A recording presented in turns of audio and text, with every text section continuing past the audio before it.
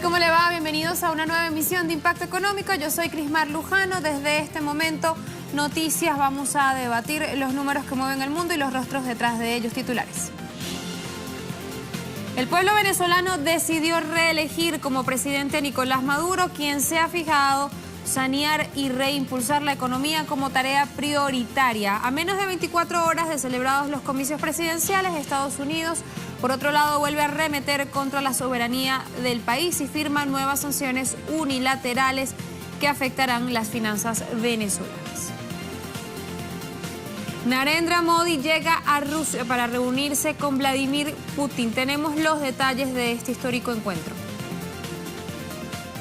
Y en nuestra lista vamos a ampliar la propuesta económica del candidato a la presidencia de México, Andrés Manuel López Obrador, mejor conocido como AMLO.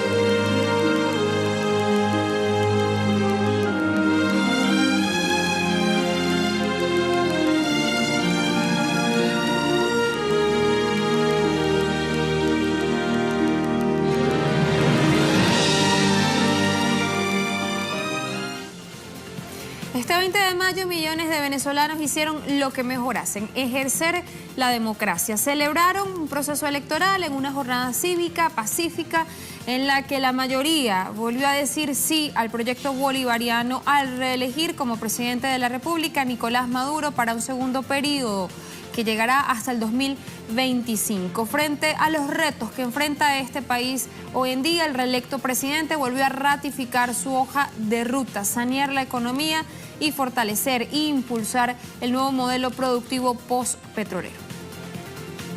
El pueblo de Venezuela decidió.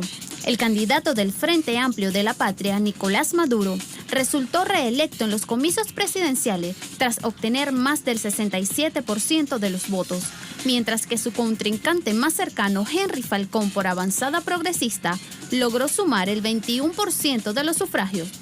Tras conocer el resultado, el presidente Nicolás Maduro convocó a los sectores políticos y económicos a un gran diálogo nacional.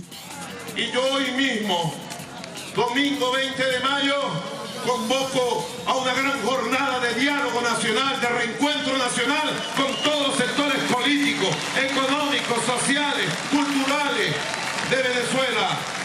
Reencuentro, reconciliación. Con la victoria, el presidente venezolano reiteró en este segundo mandato su compromiso para reconstituir la economía del país, reconociendo los grandes retos en este ámbito y centrando su estrategia en la necesaria diversificación productiva para generar divisas distintas a la petrolera.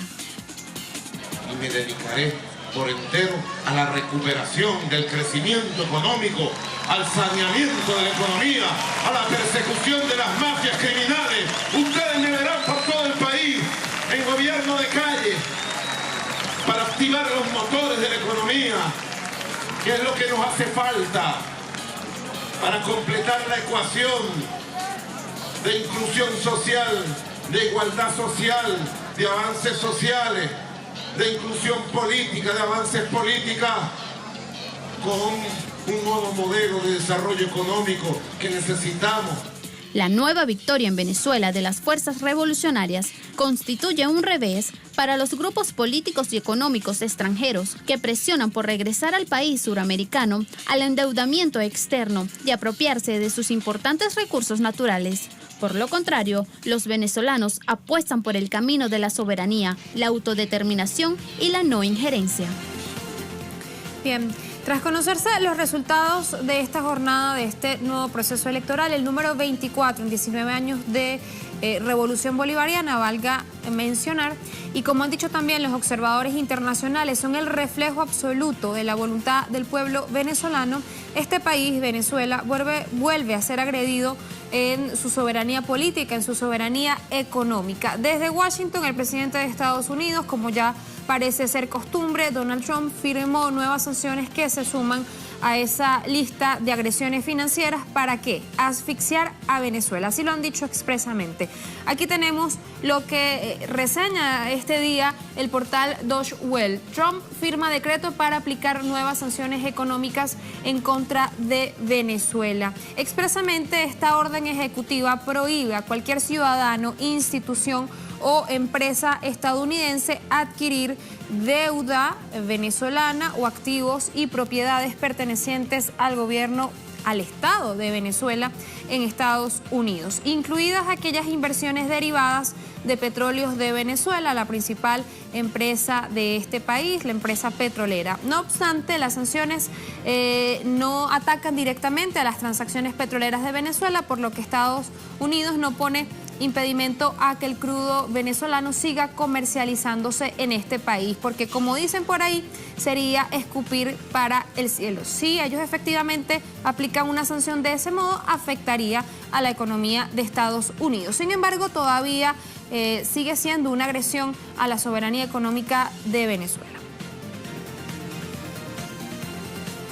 Ahora bien, mucho se dice, mucho se habla de que estas son sanciones en contra del gobierno y no en contra de un país, de un Estado resuelto a defender su democracia, su Estado de Derecho. Lo cierto es que estas sanciones tienen un gran impacto en la economía de Venezuela porque afectan la cotidianidad en una guerra sin balas, pero que golpean los bolsillos. Por ejemplo, ¿cuáles son los objetivos de esas sanciones económicas? Vamos a mencionar al menos 4, las más importantes, las más graves. En principio, afectar la importación de alimentos y medicinas, y eso para sostener justamente ese relato de crisis humanitaria y querer abrir, como diría el candidato a la oposición, Alberto Henry Falcón, un canal humanitario para el acceso de medicinas y de alimentos. Justamente estas sanciones lo que hacen es impedir ese acceso. También impedir el ingreso de divisas y la importación de bienes básicos.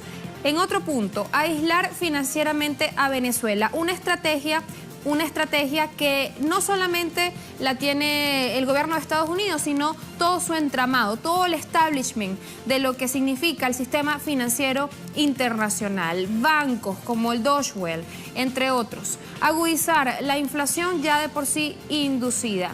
En fin, deteriorar aún más la economía del país.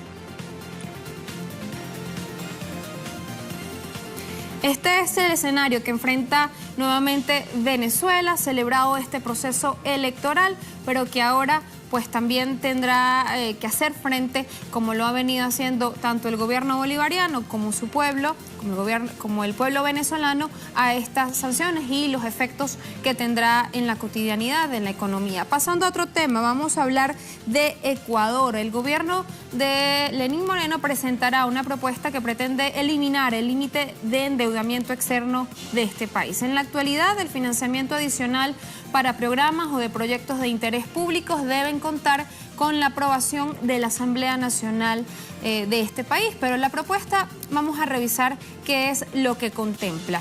En principio, el Ministerio de Finanzas de Ecuador en los próximos días, como decíamos, va a entregar este proyecto con reglas macrofiscales donde no habrá necesidad de fijar un porcentaje específico o un techo de deuda externa. Actualmente los montos de los compromisos externos de Ecuador alcanzan los 59.979 millones de dólares, lo que equivale a 18,9% por encima del límite establecido. De acuerdo a la Subsecretaría de Financiamiento Público, las tasas de interés promedio en el 62% de la deuda contabilizada van de 5,1% hasta 10%. En el caso de los bonos que emite Ecuador para compradores externos y también extranjeros, pues lo tenemos 5,1 a 10%. Con el eje puesto justamente en este tema, nosotros por supuesto que estaremos atentos a lo que contenga ese plan. Continuamos con más información, porque con el eje puesto en temas como el multilateralismo, la seguridad y comercio, abrió en Argentina la tercera reunión de cancilleres del grupo de los 20, el G20, a la que asisten 26 ministros y viceministros. Los principales jefes de la política exterior de este bloque abordaron temas como la gobernanza mundial, los nuevos desafíos del trabajo ante la brecha digital, la ciberseguridad y los cambios en los paradigmas en comercio y las migraciones. También debatieron sobre el futuro del trabajo en el sistema educativo y su necesidad de capacitar a las personas para la vida y el empleo en el siglo XXI. Otros puntos sobre la mesa en esta agenda fueron la infraestructura para el desarrollo y el futuro alimentario sostenible. Durante todo este año serán varios los encuentros que tendrán sus momentos importantes en esta gran cumbre de presidentes que se desarrollará entre el 30 de noviembre y el 1 de diciembre en la capital argentina, que ostenta de momento la presidencia pro tempore del G20. Continuamos en Argentina porque a pocos días de haber acudido al Fondo Monetario Internacional para pedir ayuda, un rescate, el gobierno del presidente Mauricio Macri en esos mismos días habría también solicitado una línea de crédito, pero con otro organismo internacional financiero. Vamos a revisar con quién habrá sido. Por favor, vamos a colocar, acá lo tenemos. El Banco Mundial aprobó crédito para la Argentina por $300 millones. Ahí lo tenemos, Banco Mundial. Un acuerdo que fue comunicado por el Ministerio de Finanzas de Argentina. El préstamo está destinado, dicen ellos, para llevar cobertura médica a la población sin seguro formal de salud. Además, la cartera ministerial reconoció que persisten desigualdades entre los diferentes subgrupos de población y entre las regiones geográficas del país, con resultados disímiles tanto en calidad como en el acceso entre las provincias, principalmente en las regiones noreste y nordeste del país, que cuentan a su vez con poblaciones originarias. Este proyecto, según lo que dicen, tratará de ayudar a aproximadamente 15 millones de personas para utilizar el sistema de salud público. La pregunta es, ¿por qué en lugar de endeudarse, el gobierno del presidente, no utiliza fondos del Estado o inversión social? ¿Por qué no lo pensó antes? Allí dejamos ese incógnito. Primera pausa en Impacto Económico. A la vuelta estaremos dando los detalles de ese encuentro Narendra Modi y Vladimir Putin en Rusia. Ya venimos.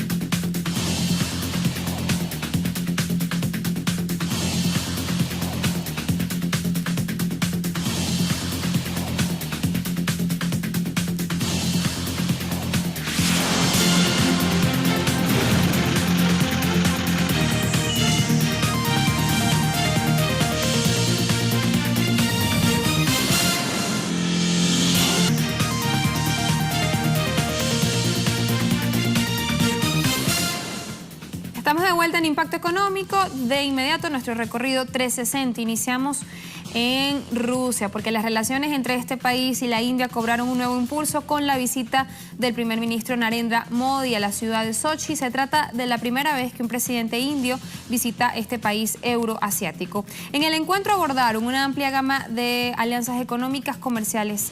El año pasado el volumen de intercambios entre los dos países aumentó en un 20%, un porcentaje que luego se duplicó en los primeros meses de 2018. Putin y Modi hablaron este lunes en detalle de la cooperación energética para destacar que los suministros de petróleo ruso al país asiático se multiplicaron por 10 solo durante el año 2017. Por otro lado, la empresa gasística rusa Gazprom renovó su acuerdo con los socios indios sobre los suministros de gas natural licuado a la India durante 2 años, por lo menos. Putin también destacó que las relaciones de Rusia con la India entrarán en una nueva fase de mayor cooperación.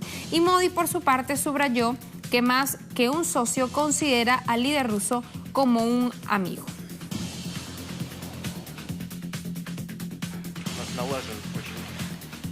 El año pasado vimos un aumento considerable en el comercio mutuo y este año, durante los primeros meses, también hemos visto un aumento del 17%.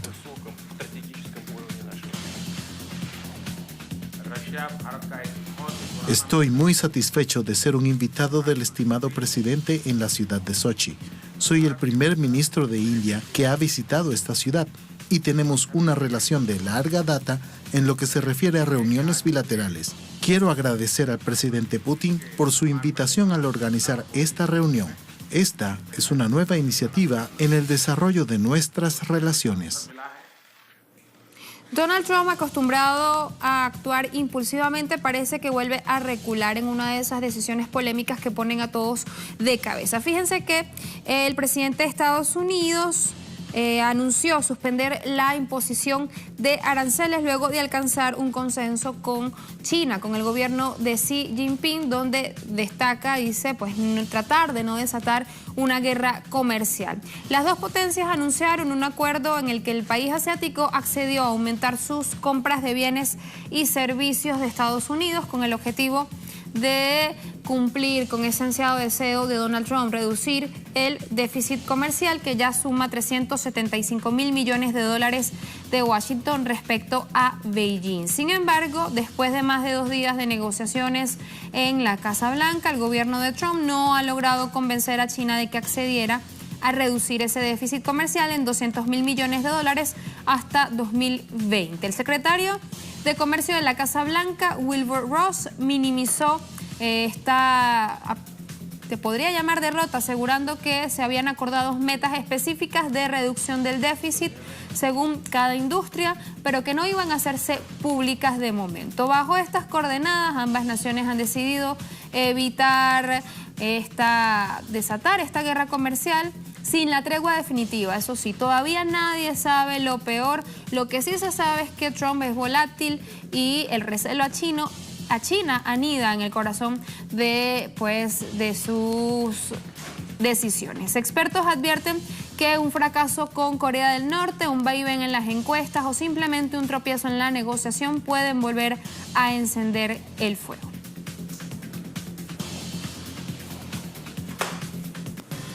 Segunda pausa en Impacto Económico. A la vuelta en nuestro expediente, nuestro segmento de análisis, ya de cara a las elecciones de México, revisamos el proyecto económico de Andrés Manuel López Obrador. Ya venimos.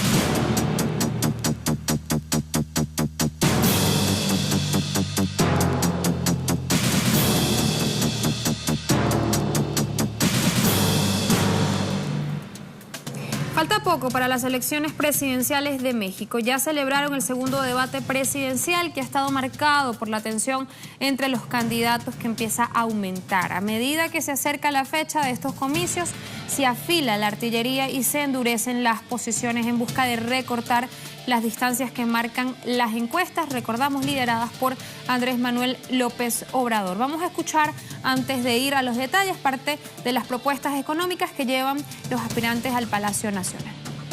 Y tenemos que lograr que el comercio y la inversión nos ayuden a cerrar esas brechas.